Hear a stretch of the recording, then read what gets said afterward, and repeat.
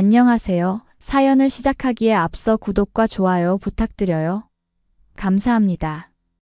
사연 시작해 볼게요. 회사 송년회 자리에서 처음 정우 씨를 만났어요. 제가 일하는 인테리어 회사의 건축 설계 컨설팅을 맡은 업체의 직원이었죠. 적당한 키에 단정한 외모, 특히 말할 때마다 살짝 올라가는 눈꼬리가 인상적이었어요. 그날 저는 회사 선배들과 자리를 옮겨 2차를 갔는데 우연히 정우 씨도 같은 술집에 있더라고요. 그리고는 그가 먼저 다가왔어요. 그렇게 우리는 대화를 시작했어요. 처음엔 업무 얘기로 시작했지만 점점 개인적인 이야기로 흘러갔죠. 정우 씨는 부모님을 일찍 여의고 누나와 함께 자랐다고 했어요. 힘든 시간이었지만 누나가 있어 버틸 수 있었다고요. 누나가 저를 위해 많은 것을 포기했어요. 대학도 포기하고 저를 뒷바라지했죠. 그의 목소리에 담긴 진심이 느껴졌어요. 가족을 중요시하는 모습이 좋았죠. 저는 비교적 부유한 집안에서 자랐어요.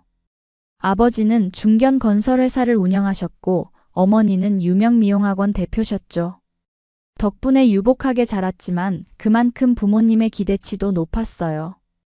명문대 졸업 후 대기업에 입사했다가 제 꿈을 좇아 인테리어 회사로 옮긴 상태였죠.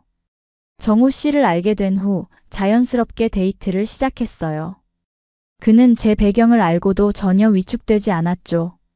오히려 당당했어요. 서연 씨 부모님이 어떤 분들이든 제가 만나는 건 서연 씨예요. 저는 제 힘으로 살아갈 자신 있어요. 그런 자신감이 매력적이었어요. 1년간의 연애 끝에 결혼을 결심했죠. 부모님은 처음에 반대하셨어요. 너무 서두르는 것 아니냐는 부모님의 말에도 제 마음은 확고했어요. 몇 번의 만남 끝에 부모님도 결국 결혼을 허락해 주셨죠. 결혼식은 적당히 격식을 갖추고 치렀어요. 아버지께서는 신혼집으로 아파트를 선물해 주셨죠. 정우 씨는 처음에 거절했지만 제가 설득했어요. 결국 그도 동의했고 우리는 새 아파트에서 신혼생활을 시작했어요. 얼마 지나지 않아 정우 씨의 누나 민지 씨를 만났어요. 정우 씨보다 1살 많다고 했죠. 첫인상은 참 좋았어요. 단정하고 지적인 느낌의 여성이었어요. 그동안 일 때문에 해외에서 지냈는데 이제 완전히 한국으로 돌아왔다며 결혼식에도 참석하지 못해 미안하다고 하더라고요. 민지 씨와는 금세 친해졌어요. 취향도 비슷해서 종종 함께 쇼핑도 다녔죠. 결혼 생활은 대체로 평화로웠어요. 정우 씨는 일이 많아 야근이 잦았지만 항상 전화로 연락했고 주말엔 함께 시간을 보내려 노력했죠. 하지만 결혼 3개월쯤 지났을 때부터 그의 출장이 늘어나기 시작했어요. 서연아, 이번 주말도 지방 출장이야. 큰 프로젝트라 어쩔 수 없네. 처음엔 이해했어요. 하지만 출장이 너무 잦아졌죠. 한 달의 절반 이상은 출장이라며 집을 비웠어요. 그래서 가끔 민지 씨를 만나서 시간을 보내기도 했어요. 서연 씨, 정우가 출장이 잦아서 심심하겠어요. 민지 씨와 함께하는 시간은 즐거웠어요. 그녀는 정우 씨의 대학 시절 이야기를 들려주었고 그의 취향도 잘 알고 있었죠. 덕분에 저도 남편을 더 이해하게 되었어요. 정우는 사실 혼자 있는 걸 무서워해요. 어릴 때부터 그랬어요. 부모님이 갑자기 돌아가시고 나서 더 심해졌죠. 그녀의 말을 듣고 남편이 더 애틋하게 느껴졌어요. 외로움을 많이 타는 남편을 위해 더 따뜻한 아내가 되어야겠다고 다짐했죠. 결혼 1주년이 다가왔을 때였어요. 특별한 저녁 식사를 준비하고 싶어 일찍 퇴근했어요. 그리고 몇 가지 반찬도 더 준비했죠. 정우 씨가 좋아하는 음식들이었어요. 남편은 또 출장 중이었지만 그날 저녁에 돌아온다고 했거든요. 반찬을 만들다 문득 생각이 들었어요. 민지 언니도 이거 좋아했는데 서로 입맛이 비슷했거든요. 그래서 언니 몫까지 넉넉히 준비했어요. 남편이 돌아오기 전에 민지 씨 집에 들렀다 오기로 했죠.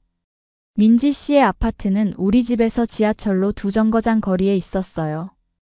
그녀는 회사에 있을 시간이었지만 반찬만 놓고 오려고 했어요. 비밀번호는 알고 있었거든요. 집에 들어가니 조용했어요. 주방으로 가서 반찬통을 냉장고에 넣고 주변을 둘러봤어요. 집이 좀 어질러져 있었죠. 평소 깔끔한 민지 씨답지 않게요. 그래서 조금 정리해 주기로 했어요. 거실을 정리하고 식탁도 닦고 한참 일하다 보니 피곤해져서 소파에 잠시 앉았어요. 그런데 그만 잠이 들고 말았죠. 보고 싶었어. 남편의 목소리가 들리는 것 같아 눈을 떴어요.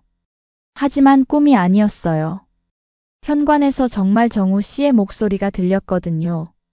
출장 중인 남편이 왜 여기에? 당황스러움에 일어나려다 멈칫했어요. 뭔가 이상함을 느끼자 저도 모르게 소파 뒤에 숨어서 상황을 지켜보기로 했죠. 그리고 곧 충격적인 광경을 목격했어요. 정우 씨와 민지 씨가 서로 껴안고 입을 맞추고 있었어요. 누가 봐도 남매가 아닌 연인의 모습으로요. 오빠, 나도 보고 싶었어. 민지 씨의 달콤한 목소리가 온몸을 얼어붙게 만들었어요. 저도 모르게 흐흡하고 숨을 들이켰나 봐요. 두 사람이 화들짝 놀라 주변을 둘러봤어요. 누구야? 정우 씨의 목소리가 날카로워졌어요. 눈치챈 이상 더 숨어 있을 수 없었기에 천천히 일어났어요. 서연아? 너 왜 여기 있어?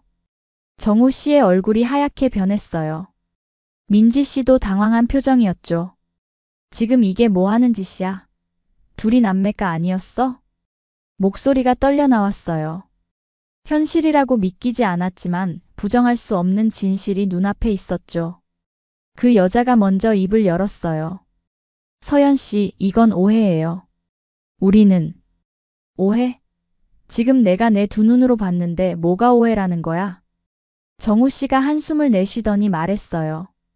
서연아, 진정해. 이야기할게. 우리는 남매가 아니야. 사실. 그럼 지금까지 날 속이면서 뒤에서 이러고 있었던 거야? 제정신이야? 도대체 언제부터야? 아니 그러니까. 10년 정도. 그 말에 머리가 어지러웠어요. 10년이라니. 그럼 우리 결혼 생활은 뭐였죠? 거짓말의 연속? 온갖 생각이 머릿속을 스쳐 지나갔어요. 나랑 결혼은 왜 한 건데? 나랑 내 가족을 속이고 그냥 둘이 살았으면 됐잖아. 그 여자가 갑자기 미친 사람처럼 웃더라고요. 왜긴 돈 때문이지. 아니 그러니까 왜 그렇게 둔에 빠졌어? 정우 씨가 그녀를 말리려 했지만 이미 늦었어요. 민지야, 그만. 왜? 이제 들킨 마당에 뭘 더 숨겨? 오빠 어차피 다 끝났어. 그 말을 듣는 순간 온몸에 힘이 빠졌어요. 의자에 털썩 주저앉았죠. 그럼 처음부터 돈을 노리고 접근한 거고 뒤에서 둘이 이런 짓을 했다는 거지? 정우 씨가 고개를 숙였어요. 미안해. 됐어. 더 이상 듣고 싶지 않아. 자리에서 일어나 현관으로 향했어요. 정우 씨가 내 팔을 잡았지만 뿌리쳤어요. 서연아, 제발. 이야기 좀 더 하자. 이 더러운 손 놔. 난 이혼할 거야. 이건 사기 결혼이야. 정우 씨의 얼굴이 굳어졌어요. 서연아, 냉정하게 생각해. 증거도 없잖아. 그리고 집 어차피 니네 아빠가 해줬어도 너랑 나 공동명의야. 반반이라고. 그제야 알았어요. 아빠께서 저희 신혼집을 마련해 주시면서 공동명의로 했었거든요. 증거가 없다고? 있어. 스마트폰을 꺼내 보여줬어요. 방금 전부터 녹음 중이었거든요. 물론 처음부터는 아니지만 그 여자가 돈 때문이라고 한 말부터 다 녹음되어 있었죠. 두 사람의 얼굴이 창백해졌어요. 그 틈을 타 재빨리 집을 나왔어요. 바깥 공기가 차갑게 느껴졌지만 이미 내 마음은 얼어붙어 있었죠. 집으로 돌아가는 길에 아빠께 전화했어요. 모든 일을 털어놓았죠. 아빠, 나 속았어. 정우 오빠가. 아니, 정우 씨가 사기꾼이었어. 아버지는 화가 나셨지만 침착하게 대처하셨어요. 서연아, 그게 무슨 소리야. 우선 우리 집으로 와. 변호사를 불러 대책을 세워보자. 그날 밤 친정에서 잤어요. 엄마는 계속 저를 안아주셨고 아버지는 이미 변호사와 연락 중이셨죠. 다행히 녹음 파일이 있어서 증거는 확보된 상태였어요. 다음 날 정우 씨에게서 끊임없이 전화가 왔어요. 처음엔 사과와 변명이었다가 나중엔 협박으로 바뀌었죠. 서연아, 제발 받아. 내가 잘못했어. 다시 시작하자. 네가 이혼하면 나도 가만히 있지 않을 거야. 너희 아버지 회사 비리도 알고 있어. 하지만 아버지 회사에는 비리가 없었어요. 그저 허세였죠. 그리고 우리는 곧 혼인무효 소송을 제기했어요. 재판 과정은 생각보다 복잡했어요.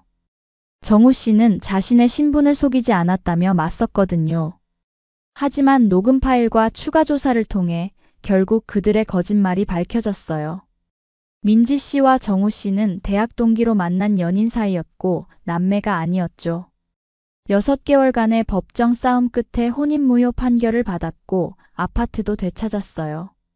정우 씨는 사기 혐의로 기소되었지만 실형은 면했죠. 집행유예를 선고받고 보호관찰 처분을 받았어요. 지금은 그 아파트를 팔고 부모님 집으로 들어왔어요. 회사도 그만두고 어머니의 미용학원에서 일하기 시작했죠. 새로운 시작이 필요했거든요. 가끔 악몽을 꾸기도 하고 누군가를 쉽게 믿지 못하게 되었어요.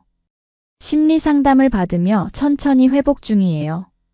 제가 어리석었다고 자책하기도 했지만 상담사는 이런 사기꾼들은 매우 교묘하게 접근한다고 말해줬어요. 저만 당한 게 아니라는 사실이 조금은 위안이 되었죠. 이런 드라마에서나 나올 법한 일이 제게 일어났다는 사실이 아직도 기가 막혀요. 물론 제가 너무 물러서였겠죠. 사실 남매라는 그 말을 의심하는 사람이 많을까요? 이런 일이 진짜 있을 수 있다는 게 놀라울 뿐이에요. 얼마 전 카페에서 우연히 그 여자를 마주쳤어요. 저를 보자마자 얼굴이 하얘지더니 황급히 자리를 피했어요. 제 상처는 아직 아물지 않았지만 그들도 자신들의 대가를 치렀다는 생각이 들었어요. 이 경험을 통해 많은 것을 배웠어요. 사람의 겉모습만 보고 판단해선 안 된다는 것, 진정한 사랑은 거짓말 위에 세워질 수 없다는 것을요. 아직은 새로운 사랑을 시작할 준비가 안 됐지만 언젠가는 누군가를 다시 믿고 사랑할 수 있는 날이 오리라 믿어요. 그때는 이번 경험을 교훈 삼아 더 현명하게 선택할 수 있겠죠. 그리고 무엇보다 내 감정과 직감을 더 소중히 여기려 해요. 가끔은 우리 마음이 머리보다 더 정확하게 상황을 파악하니까요. 아버지께서 늘 말씀하셨던 것처럼 인생은 실패와 성공의 연속이래요. 중요한 건 넘어진 뒤에 다시 일어서는 법을 배우는 거라고요. 저는 지금 천천히 하지만 확실하게 다시 일어서고 있답니다. 제 긴 이야기를 끝까지 들어주셔서 감사합니다. 구독과 좋아요, 알림 설정까지 잊지 마세요.